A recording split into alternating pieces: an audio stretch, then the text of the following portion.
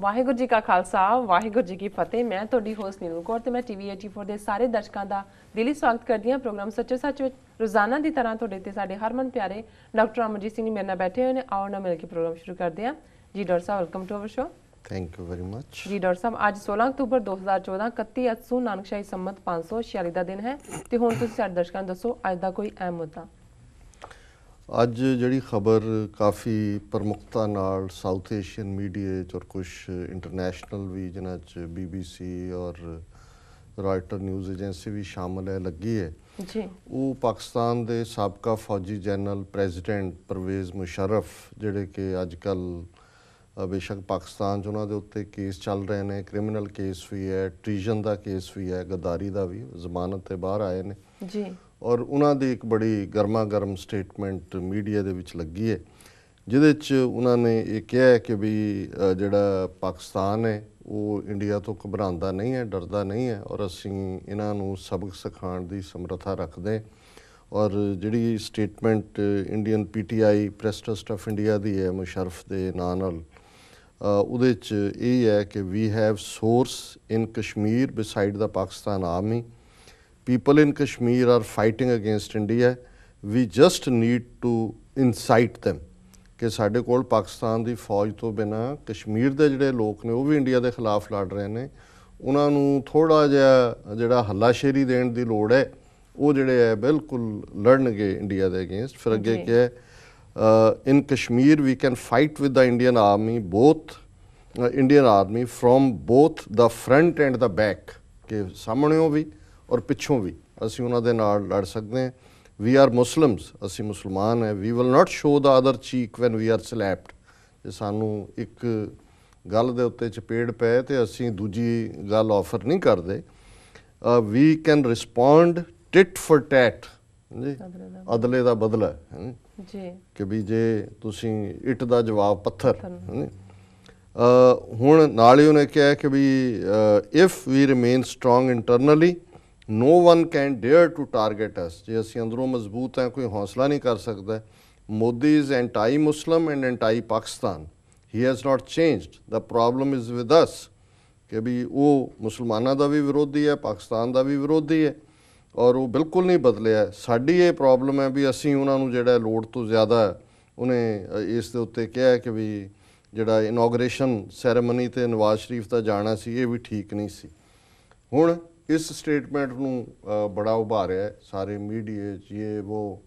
ਔਰ ਜਿਵੇਂ ਪਿਛਲੇ ਦਿਨਾਂ 'ਚ ਜਿਹੜਾ ਬਿਲਾਵਲ ਭੁੱਟੋ ਜ਼ਰਦਾਰੀ ਨੇ ਸਟੇਟਮੈਂਟ ਦਿੱਤੀ ਸੀ ਕਿ ਵੀ ਅਸੀਂ ਹਰ ਇੰਚ ਜਿਹੜਾ ਕਸ਼ਮੀਰ ਦੀ ਜ਼ਮੀਨ ਲਵਾਂਗੇ ਵਾਪਸ ਇੰਡੀਆ ਤੋਂ, ਉਸ ਦੇ ਉੱਤੇ ਵੀ ਬੜਾ, ਪਰ ਉਹ ਤਾਂ ਹੁੰਦਾ ਹੈ ਕਿ ਜੀ ਅਜੇ ਪੋਲੀਟੀਕਲ ਹੈ ਔਰ ਉੱਭਰ ਰਿਹਾ ਔਰ ਉਹਨੂੰ ਪਤਾ ਨਹੀਂ ਹੈ ਜਾਂ ਕੀ ਹੈ। ਪਰ ਜਦੋਂ ਇੱਕ ਸਾਬਕਾ ਕਮਾਂਡੋ ਪ੍ਰੈਜ਼ੀਡੈਂਟ ਉਹ ਮੁਸ਼ਰਫ ਜਿਹੜਾ ਇੰਡੀਆ ਦੇ ਨਾਲ ਚੰਗੇ ਸੰਬੰਧ ਬਣਾਉਣ ਦੇ ਲਈ ਈਵਨ ਕਸ਼ਮੀਰ ਦੇ ਸੈਲਫ ਡਿਟਰਮੀਨੇਸ਼ਨ ਦੇ ਇਸ਼ੂ ਨੂੰ ਛੱਡ ਕੇ ਵਾਜਪਾਈ ਦੇ ਵੇਲੇ ਪ੍ਰਪੋਜ਼ਲਸ ਉਹਨੇ ਦਿੱਤੀਆਂ ਸੀ 1 ਸਟੈਪ 2 ਸਟੈਪ, ਮਤਲਬ ਇਹ ਸੀ ਵੀ ਉੱਥੋਂ ਵੀ ਉਹ ਜ਼ੀਰੋ ਡਾਊਨ, ਉਹਨੇ ਆਪਣੇ ਆਪ ਨੂੰ ਕਲਾਈਮ ਡਾਊਨ ਕੀਤਾ ਕਿ ਕੋਈ ਐਡਜਸਟਮੈਂਟ ਹੋਏ ਔਰ ਆਲਮੋਸਟ ਸਮਝੌਤਾ ਹੋਇਆ ਜਿਹੜਾ ਉਹ RSS ਨੇ ਅਡਵਾਨੀ ਨੂੰ ਕਹਿ ਕੇ, ਅਡਵਾਨੀ ਹੋਮ ਮਿਨਿਸਟਰ ਸੀ, ਉਹ ਜਿਹੜਾ ਉਹ ਆਗਰਾ ਸਮਿਟ ਜਿਹੜੀ ਸੀ ਉਹਨੂੰ ਜਿਹੜਾ ਰਖਵਾ ਦਿੱਤਾ ਸੀ। ਜੇ ਇਸ ਲੈਵਲ ਦਾ ਕੰਪਰੋਮਾਈਜ਼ਿੰਗ ਨੇਚਰ ਦਾ ਫੌਜੀ ਜਨਰਲ ਵੀ ਇਸ ਲੈਵਲ ਤੱਕ ਜਾ ਕੇ ਜਿਹੜੀ ਗੱਲ ਕਰਦਾ ਤਾਂ ਫਿਰ ਇਹਦੀ ਬੈਕਗਰਾਊਂਡ ਦੇਖਣ ਵਾਲੀ ਗੱਲ ਹੈ। ਇਹ ਨਹੀਂ ਹੈ ਕਿ ਜੀ ਉਹਨੇ ਕੋਈ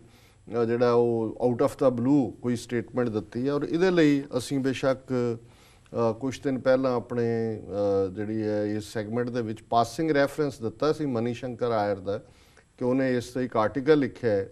ਹੁਣ ਜੇ ਮੁਸ਼ਰਫ ਦੀ ਸਟੇਟਮੈਂਟ ਨੂੰ ਦੇਖਣੀ ਹੈ ਤਾਂ ਉਹਦੀ ਬੈਕਗਰਾਊਂਡ ਮੈਂ ਸਮਝਿਆ ਵੀ ਸਾਰਾ ਆਰਟੀਕਲ ਤਾਂ ਮੈਂ ਨਹੀਂ ਪੜ੍ਹ ਸਕਾਂਗਾ, ਲੇਕਿਨ ਜਿਹੜੇ 2-3 ਰੈਲੇਵੈਂਟ ਪੈਰਾਗ੍ਰਾਫ ਨੇ ਮਨੀ ਸ਼ੰਕਰ ਆਇਰ ਦੇ, ਕਿ ਇਸ ਲੈਵਲ ਤੱਕ ਈਵਨ ਜਿਹੜਾ ਇੱਕ ਮੋਡਰੇਟ ਥਿੰਕਿੰਗ ਵਾਲਾ ਬੰਦਾ ਹੈ, ਕੋਈ ਮੁਸ਼ਰਫ ਕੋਈ ਰਿਲੀਜੀਅਸ ਫੈਨੈਟਿਕ ਨਹੀਂ ਹੈ, ਰਾਦਰ ਉਹਦੇ ਖਿਲਾਫ ਜਿਹੜੇ ਸਾਰੇ ਉਸ ਕਿਸਮ ਦੇ ਲੋਕ ਨੇ ਉਹੀ ਪੈ ਕਿ ਜੀ ਲਾਲ ਮਸਜਿਦ ਦੇ ਉੱਤੇ ਉਹਨੇ ਹਮਲਾ ਕੀਤਾ ਔਰ ਦੂਸਰਾ ਹੋਇਆ ਉਹਦੇ ਖੂਨ ਦੇ ਪਿਆਸੇ ਨੇ।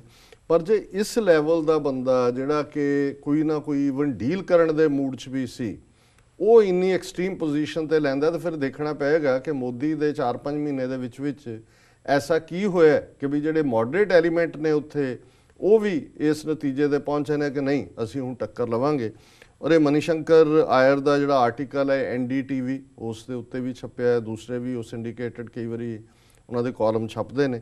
ਔਰ ਉਹਦਾ ਹੈਡਲਾਈਨ ਇਹ ਹੈ ਕਿ we have not terrified the Pakistanis into submission, ਕਿ ਅਸੀਂ ਕੋਈ ਡਰਾ ਨਹੀਂ ਸਕੇ ਪਾਕਿਸਤਾਨੀਆਂ ਨੂੰ ਕਿ ਉਹ ਸਾਡੇ ਸਾਹਮਣੇ ਲੰਮੇ ਪੈ ਜਾਣਗੇ।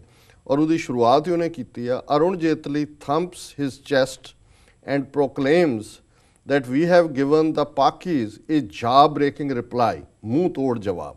ਕਿ ਅਰੁਣ ਜੇਤਲੀ ਜਿਹੜਾ ਕਿ ਡਿਫੈਂਸ ਮਿਨਿਸਟਰ ਹੈ, ਉਹ ਆਪਣੀ ਛਾਤੀ ਦੇ ਉੱਤੇ ਹੱਥ ਮਾਰ ਕੇ ਕਹਿੰਦਾ ਕਿ ਅਸੀਂ ਪਾਕਿਸਤਾਨੀਆਂ ਨੂੰ ਮੂੰਹ ਤੋੜ ਜਵਾਬ ਦਿੱਤਾ। Oh yeah, the Pakistanis are still there with their jaw quite intact and nuclear arsenal nestling in their pockets। ਕਹਿੰਦਾ ਅੱਛਾ ਤੁਸੀਂ ਮੂੰਹ ਤੋੜ ਜਵਾਬ ਦਿੱਤਾ। ਪਾਕਿਸਤਾਨੀ ਤਾਂ ਅਜੇ ਉੱਥੇ ਹੀ ਨੇ, ਉਹਨਾਂ ਦੇ ਜਬਾੜੇ ਵੀ ਠੀਕ ਠਾਕ ਨੇ, ਕੋਈ ਟੁੱਟਾ ਨਹੀਂ ਹੈ। ਤੁਸੀਂ ਕਹਿੰਦੇ ਵੀ ਤੁਸੀਂ ਉਹਦਾ ਜਬਾੜਾ ਤੋੜ ਦਿੱਤਾ, ਔਰ ਉਹਨਾਂ ਦੇ ਕੋਲ ਨਿਊਕਲੀਅਰ ਜਿਹੜਾ ਖਜ਼ਾਨਾ ਹੈ ਉਹ ਵੀ ਉਹਨਾਂ ਦੀ ਜੇਬ 'ਚ ਹੈ। Rajnath Singh ads that the Pakis had best understand that a new era has dawned। ਕਹਿੰਦੇ ਵੀ ਰਾਜਨਾਥ ਸਿੰਘ ਜਿਹੜਾ ਹੋਮ ਮਿਨਿਸਟਰ ਹੈ ਉਹ ਧਮਕੀ ਭਰੇ ਅੰਦਾਜ਼ ਕਹਿੰਦਾ ਕਿ ਪਾਕਿਸਤਾਨੀਆਂ ਨੂੰ ਸਮਝ ਲੈਣਾ ਚਾਹੀਦਾ ਹੈ ਕਿ ਹੁਣ ਨਵਾਂ ਯੁੱਗ ਆ ਗਿਆ ਹੈ, ਮੋਦੀ ਯੁੱਗ ਹੈ, ਇਹ ਹੁਣ ਪਹਿਲੇ ਵਾਲਾ ਜ਼ਮਾਨਾ ਨਹੀਂ ਰਿਹਾ ਜੀ। ਉਹ ਕਹਿੰਦਾ ਹਾਓ, ਉਹ ਪੁੱਛਦਾ ਹੈ ਮਨੀਸ਼ੰਕਰ ਕਿਸ ਤਰ੍ਹਾਂ, is retaliatory fire a BJP innovation, ਕਿ ਜਵਾਬੀ ਜਿਹੜੀ ਫਾਇਰਿੰਗ ਹੈ ਕਿ BJP ਨੇ ਇਹਦੀ ਕਾਢ ਕੱਢੀ ਹੈ। ਔਰ is it that we have ceased being peace loving and become a warmongering nation। ਕਿਤੇ ਇਹ ਤਾਂ ਨਹੀਂ ਹੈ ਕਿ ਅਸੀਂ ਸ਼ਾਂਤੀ ਵਾਲਾ ਰਸਤਾ ਛੱਡ ਕੇ ਜੰਗ ਦੀਆਂ ਗੱਲਾਂ ਕਰਨ ਵਾਲਾ ਦੇਸ਼ ਬਣ ਗਏ। And Modi thunders that his guns will do the talking, ਬੋਲੀ ਨਹੀਂ ਗੋਲੀ। Yes, and for how long? ਉਹ ਕਹਿੰਦਾ ਵੀ ਅਰੁਣ ਜੇਤਲੀ ਨੇ ਆ ਕੇ ਮੂੰਹ ਤੋੜ ਜਵਾਬ। ਰਾਜਨਾਥ ਸਿੰਘ ਕਹਿੰਦਾ ਹੁਣ ਅਸੀਂ ਉਹ ਨਹੀਂ ਰਹੇ, ਤੇ ਮੋਦੀ ਕਹਿੰਦਾ ਹੈ ਕਿ ਬੋਲੀ ਨਹੀਂ ਗੋਲੀ, ਕਹਿੰਦੇ ਕਿ ਗੋਲੀ ਨਾਲ ਜਵਾਬ ਦੇਾਂਗੇ, ਹੁਣ ਅਸੀਂ ਬੋਲਣਾ ਨਹੀਂ ਹੈ। ਔਰ ਕਹਿੰਦਾ and Modi thunders that his guns will do the talking, ਬੋਲੀ ਨਹੀਂ ਗੋਲੀ। Yes, and for how long? ਕਿੰਨੀ ਕੁ ਦੇਰ ਜੀ। The government struts around as if it has silenced the Pakistani guns। ਵੀ ਇੰਡੀਅਨ ਗਵਰਨਮੈਂਟ ਸਮਝਦੀ ਹੈ ਵੀ ਉਹਨੇ ਪਾਕਿਸਤਾਨੀ ਗਨਜ਼ ਨੂੰ ਚੁੱਪ ਕਰਾ ਲਿਆ। Nothing could be a more dangerous illusion। ਇਸ ਤੋਂ ਵੱਡਾ ਔਰ ਕੋਈ ਧੋਖਾ ਨਹੀਂ ਹੋ ਸਕਦਾ। If the guns have ceased for the present to bark, it is because the Pakistani army has silenced its own guns, even as the Indian army has silenced ours।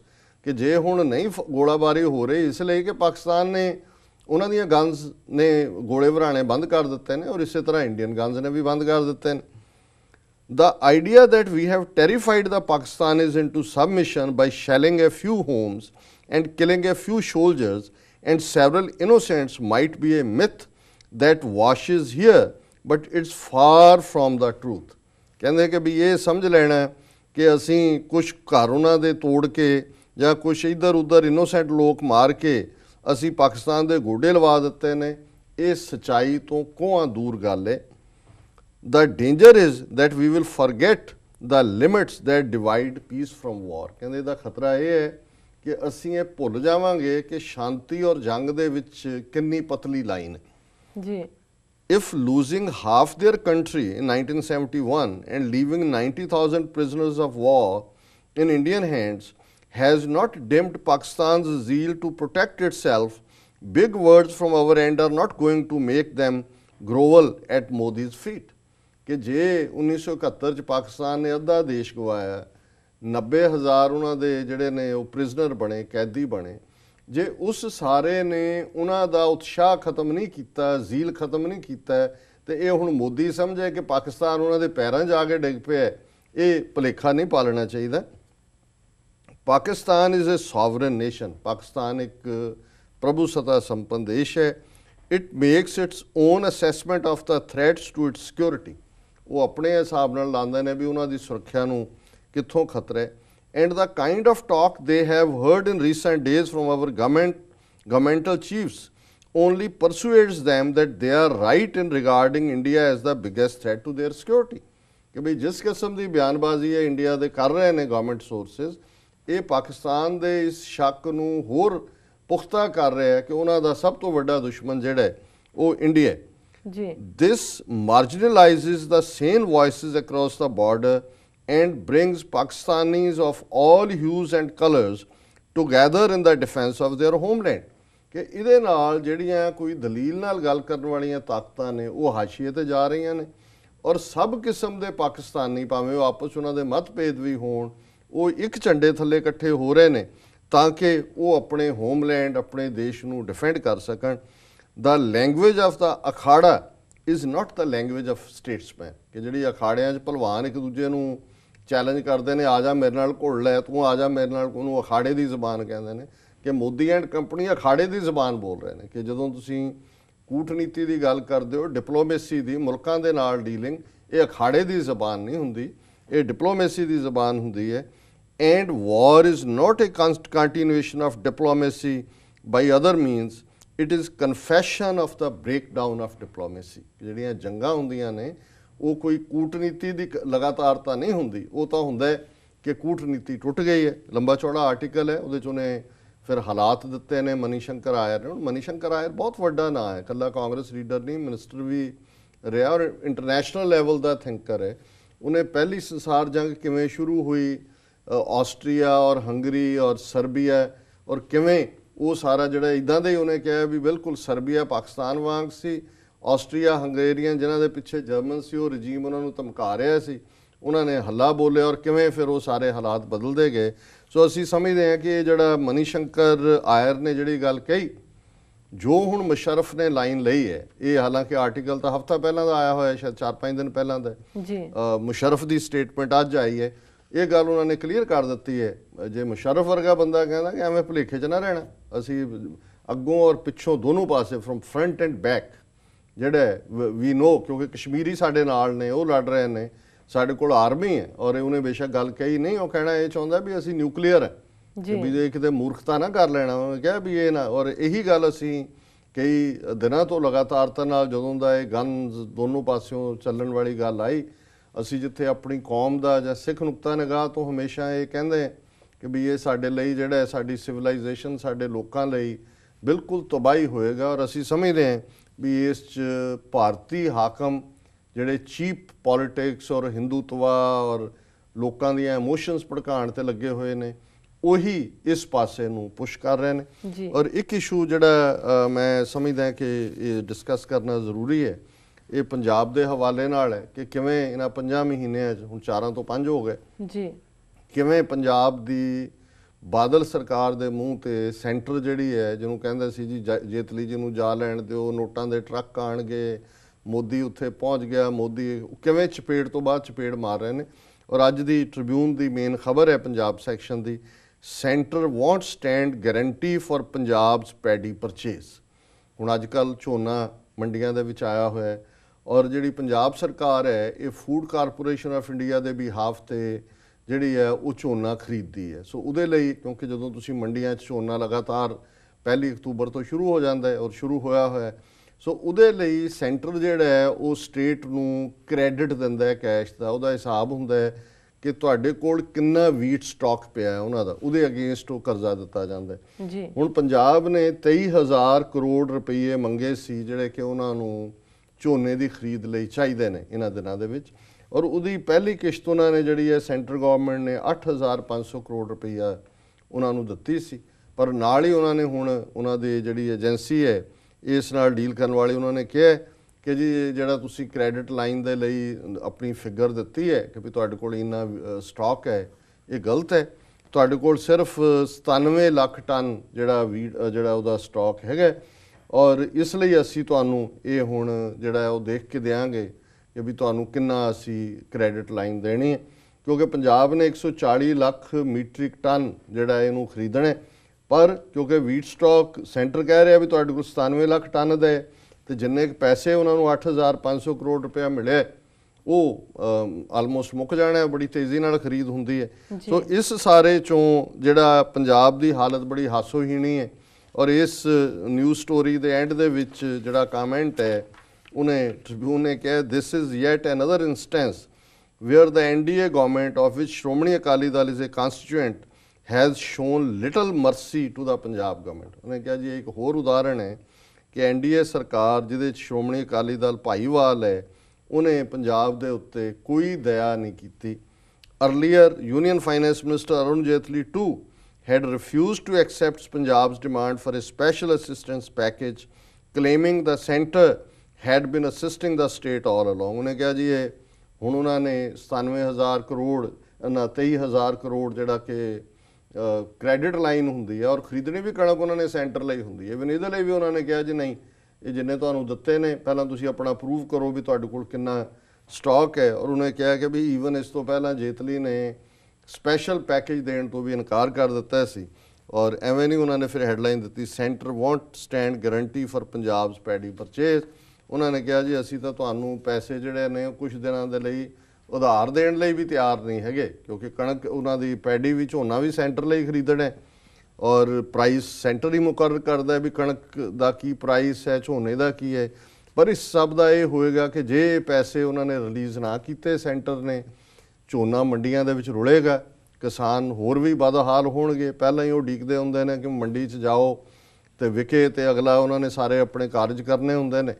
ਸੋ ਉਹਦੇ ਨਾਲ ਜਿਹੜਾ ਹੁਣ ਇਹਨਾਂ ਦਾ ਬੀਜੇਪੀ ਦਾ ਓਵਰਆਲ ਵੀ part ਹੈ ਕਿ ਉਹ ਇਹਨਾਂ ਨੂੰ ਡਿਸਗ੍ਰੇਸ ਕਰਨਾ ਚਾਹੁੰਦੇ ਨੇ ਪੰਜਾਬ, ਕਿਉਂਕਿ ਮਹਾਰਾਸ਼ਟਰ ਹਰਿਆਣਾ 'ਚ ਚੋਣਾਂ ਵੋਟਾਂ ਪੈ ਗਈਆਂ ਔਰ ਜਿਹੜੀਆਂ ਇੰਡੀਕੇਸ਼ਨਸ ਨੇ ਬੀਜੇਪੀ ਵੱਡੀ ਪਾਰਟੀ ਦੇ ਤੌਰ ਤੇ ਉੱਭਰੇਗੀ, ਸ਼ਿਵ ਸੈਨਾ ਨੂੰ ਪਿੱਛੇ ਛੱਡ ਦੇਗੀ। ਮਹਾਰਾਸ਼ਟਰ 'ਚ ਅੱਗੇ ਸ਼ਿਵ ਸੈਨਾ ਵੱਡੀ ਧਿਰ ਸੀ, ਇਹ ਛੋਟੇ ਸੀ। ਹਰਿਆਣੇ 'ਚ ਵੀ ਵੱਡੀ ਪਾਰਟੀ ਦੇ ਤੌਰ ਤੇ ਉੱਭਰੇਗੀ ਔਰ ਹੁਣ ਉਹ ਅਕਾਲੀਆਂ ਨੂੰ ਨੀਵਾਂ ਦਿਖਾ ਰਹੇ ਨੇ, ਜੋ ਕੁਝ ਨਵਜੋਤ ਸਿੱਧੂ ਨੇ ਕੀਤਾ, ਜੋ ਬੀਜੇਪੀ ਦੇ ਲੀਡਰ ਕਹਿ ਰਹੇ ਨੇ। ਔਰ ਜੇ ਇੱਥੇ ਹੁਣ ਜਿਹੜਾ ਇਹ ਝੋਨਾ ਰੁਲਦਾ ਹੈ ਮੰਡੀਆਂ ਦੇ ਵਿੱਚ, ਉਹ ਪੈਸੇ ਹੀ ਨਹੀਂ ਦਿੰਦੇ ਖਰੀਦਣ ਦੇ ਲਈ, ਤੇ ਫਿਰ ਕਿਸਾਨਾਂ ਦੇ ਵਿੱਚ, ਪੇਂਡੂ ਜਨਤਾ ਦੇ ਵਿੱਚ ਵੀ ਜਿਹੜਾ ਇਹਨਾਂ ਦੀ ਜਿਹੜੀ ਮਾੜੀ ਮੋਟੀ ਪਲ ਹੈਗੀ ਹੈ ਉਹ ਵੀ ਜਾਂਦੀ ਲੱਗੇਗੀ। ਔਰ ਅਲਟੀਮੇਟਲੀ ਇਹਨਾਂ ਨੂੰ ਪੁਸ਼ ਕਰਕੇ ਬੀਜੇਪੀ ਪੰਜਾਬ ਦੇ ਵਿੱਚ ਸੌਦਾ ਸਾਧ, ਆਸ਼ੂਤੋਸ਼, ਡੇਰੇਦਾਰ, ਰਾਧਾ ਸਵਾਮੀ, ਇਹ ਸਾਰਿਆਂ ਨੂੰ ਇਕੱਠੇ ਕਰਕੇ ਆਪਣੇ ਆਪ ਨੂੰ ਪ੍ਰਮੁੱਖ ਧਿਰ ਦੇ ਤੌਰ ਤੇ ਉਭਾਰੇਗੀ, ਜਿਵੇਂ ਉਹਨਾਂ ਨੇ ਮਹਾਰਾਸ਼ਟਰ ਔਰ ਹਰਿਆਣੇ ਦੇ ਵਿੱਚ ਉਭਾਰਿਆ। ਸੋ ਇਹ ਜਿਹੜਾ ਬਾਦਲ ਦੀ ਪੋਲਿਟਿਕਸ, ਜਿਹਦੇ ਥੱਲੇ ਉਹਨੇ 30-40 ਸਾਲਾਂ ਤੋਂ 40 ਸਾਲ ਤੋਂ ਲਗਭਗ ਜਨਸੰਘ ਦੇ ਪੈਰਾਂ 'ਚ ਲਿਜਾ ਕੇ ਸੁੱਟਿਆ ਅਕਾਲੀ ਦਲ ਨੂੰ, ਪੰਜਾਬੀ ਪਾਰਟੀ ਬਣਾਉਣ ਦੇ ਨਾਂ ਥੱਲੇ ਉਹਦਾ ਸਿੱਖੀ ਕਰੈਕਟਰ ਖਤਮ ਕੀਤਾ, ਜਿਸ ਲੈਵਲ ਤੇ ਆਰਐਸਐਸ ਦਾ ਪੰਜਾਬ ਦੇ ਵਿੱਚ ਬੋਲਬਾਲਾ ਕਰਵਾਇਆ ਕਿ ਅੱਜ ਉਹ ਹਥਿਆਰਾਂ ਨਾਲ ਲੈਸ ਹੋ ਕੇ ਸ਼ਹਿਰਾਂ ਦੇ ਵਿੱਚ ਜਲੂਸ ਕੱਢਦੇ ਨੇ, ਚੈਲੰਜ ਕਰਦੇ ਨੇ। ਔਰ ਹੁਣ ਇਹ ਜਿਹੜੀ ਹੈ ਬਿਲਕੁਲ ਰੁਲਣ ਵਾਲਾ ਕੰਮ ਹੋ ਗਿਆ।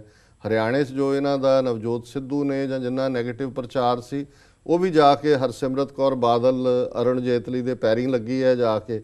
ਔਰ ਫਿਰ ਕੱਲ੍ਹ ਦੀਆਂ ਖਬਰਾਂ ਸੀ ਜੀ ਕਿ ਨਹੀਂ ਇਹ ਗੱਠਜੋੜ ਬਣਿਆ ਰਹੇਗਾ, ਉੱਥੇ ਜਾ ਕੇ ਪਤਾ ਨਹੀਂ ਕੀ ਮਿੰਨਤ ਤਰਲਾ ਕੀਤਾ ਹੋਣਾ, ਕੋਈ ਭਾਜੀ ਵੀਰ ਜੀ ਕੁਛ ਨਾ ਕੁਛ ਕੀਤਾ ਹੋਣਾ। ਉਹਨਾਂ ਨੇ ਕਿਹਾ ਵੀ ਚੱਲ ਕੋਈ ਨਹੀਂ, ਕੁਛ ਸਾਹ ਲੈ ਲਓ ਤੁਸੀਂ ਹੋਰ, ਪਰ ਇਹ ਉਹਨਾਂ ਨੇ ਇੱਕ ਹੋਰ ਝਟਕਾ ਦਿੱਤਾ। ਸੋ ਇਹ ਅੱਛੇ ਦਿਨ ਆ ਗਏ ਬਾਦਲ ਦੇ ਵੀ ਔਰ ਸਿੱਖਾਂ ਦੇ ਵੀ ਔਰ ਪੰਜਾਬ ਦੇ ਵੀ। ਜੀ ਬਿਲਕੁਲ ਡਾਕਟਰ ਸਾਹਿਬ ਤੁਸੀਂ ਸਹੀ ਕਹਿ ਰਹੇ ਹੋ। ਵਿਊਅਰਸ ਸਾਡੇ ਨਾਲ ਇਸ ਤਰ੍ਹਾਂ ਬਣੇ ਨੂੰ ਮਿਲਦੇ ਹਾਂ ਛੋਟੇ ਜਿਹੇ ਵਕਫੇ ਤੋਂ ਬਾਅਦ।